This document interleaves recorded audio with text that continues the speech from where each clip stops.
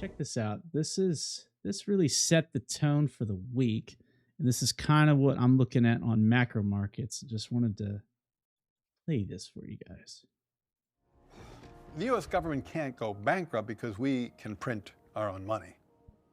It obviously begs the question, why exactly are we borrowing in a currency that we print ourselves? I'm waiting for someone to stand up and say, why do we borrow our own currency in the first place? Like you said, they print the dollar. So why does the government even borrow? Well, again,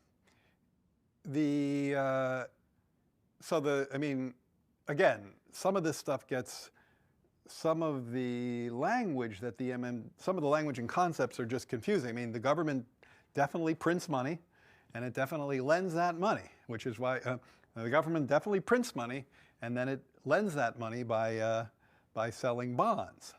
Is that what they do? They sell bonds. Yeah, they sell bonds, right? Because they sell bonds and people buy the bonds and lend them the money. Yeah. So a lot of times, at least to my ear with MMT, the language and the concepts can be kind of unnecessarily confusing. But there is no question that the government prints money, and then it uses that money to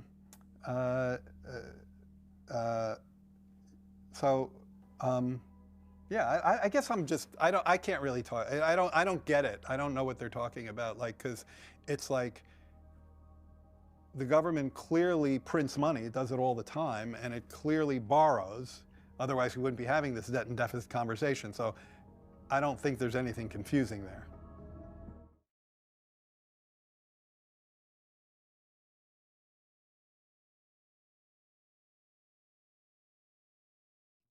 So that's the actual chair of the economic advisors team that guides policy at the White House. And I say, like, at the White House, White House.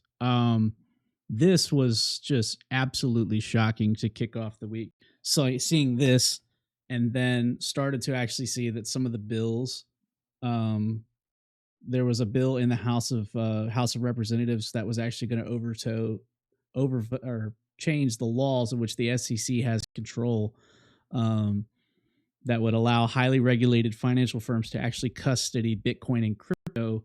And the president's team actually came out and said in advance, hey, y'all try to pass this, we're actually going to veto it, which was real interesting. And regardless of that, the House of Representatives actually passed this 228 to 182. So this actually had a pretty good margin between both.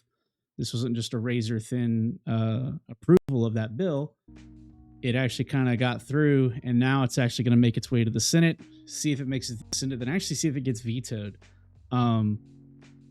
It was kind of crazy to actually see that happen and them getting in front of it.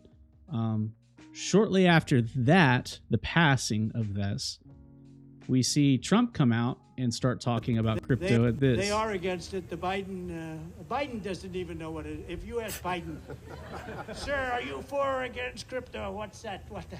Get me off the stage. He's saying, get me off the stage. No, he has no idea. But look, Gensler is very much against it. The Democrats are very much against it. And I say this, a lot of people are very much for it, probably a lot of the people in this group. And I'm fine with it. I want to make sure it's good and solid and everything else, but I'm good with it. And if you like crypto in any form, and it comes in a lot of different forms, if you're in favor of crypto, you better vote for Trump. So, not getting political with this, but this really set off a lot of the week for me as far as getting my most attention on things. Things are spicing up. And the reason I bring this up is we're about to see, you're seeing the White House fight some of the stuff in regards to what the SEC is going to do.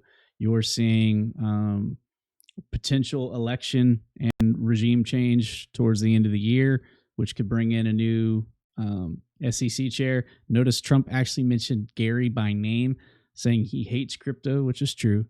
But before I go to the actual charts, I forgot to say, stream is intended, like I said, or I may have said this, but I'm going to cover it again. It's for educational purposes only, not intended to be used as financial advice. Even if you were to mistake this for financial advice, this is clearly an art stream. But the real big thing this week that's coming up, or this month, that I wanted to focus on, it's not Bitcoin, it's Ethereum. So right now, the Ethereum chart is kind of going sideways and grinding. This is the old channel walker chart that we had going, and we called this. And I'm going to go ahead and say it. Doppel, you owe me an apology. This one actually played out.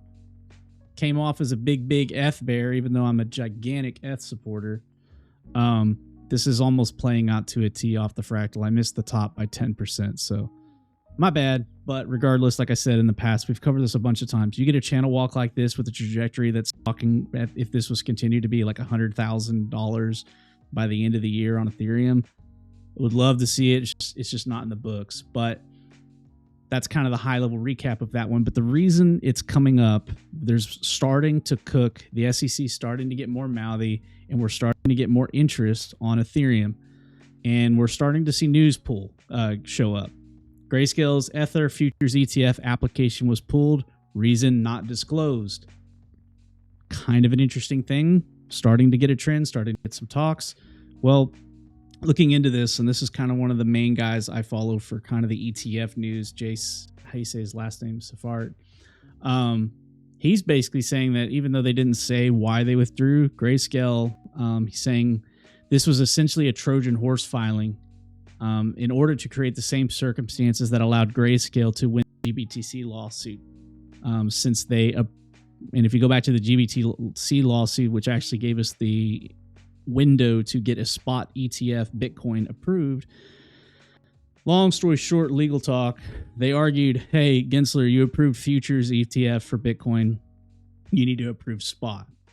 And it's starting to get more spicy. So let me show you this interview too, because this caught my eye and I wanted to show it because you're starting to see a lot of stuff, headlines where, you know, the White House is making moves, Trump's making statements, Biden's making statements, the SEC is getting chatty about stuff. Well, there's a reason, and we'll cover that in a second. The big question in crypto land right now, is Ethereum a commodity or is Ethereum a security? And therefore, will there one day be an ETF? That's the fundamental question on the table in crypto land. You agree? Oh, you're the one that's out there asking the questions. All I would say is, to me, the fundamental question is how do we ensure that the American investor is protected? And right now, they're not getting the required or needed disclosures. And the intermediaries in the center of this rather centralized market generally are conflicted and doing things we would never allow the New York Stock Exchange to do. The New York Stock Exchange is not allowed to trade against the investors. Okay, but let me ask you about the big.